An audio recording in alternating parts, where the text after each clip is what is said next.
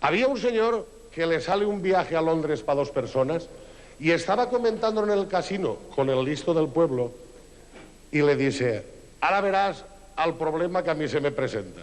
Diu, che, ¿qué problema? Diu, ay, al idioma. Diu, al idioma, en el extranjero tú te explicas despacito y te lo entienden todo. El tío que se va para acá a Londres y nada más llega al avión, baisa con las maletitas, sale el tío al carrer y fa el tío Ixina, taxi. Y en això, brum, un taxi. Y el tío diu, me cague la mar. ¿Será posible lo pronto que he aprendido yo el idioma?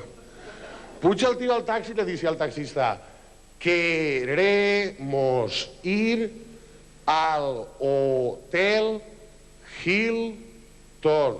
Y se gira el taxista y diu, entendido. Y arranca y diu, cágala, ¿será posible? Si ya puedo yo por media Europa de cómo me explico. Y a mitad de camino le dice, mi mujer y yo somos valencianos. Nos ha salido un viaje gratis. Y se gira el taxista y diu, yo soy de Zaragoza.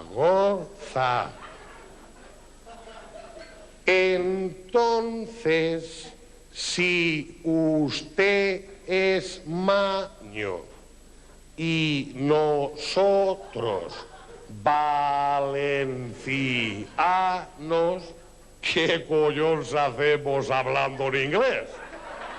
Mire, hala, hala. Ahí, la afición.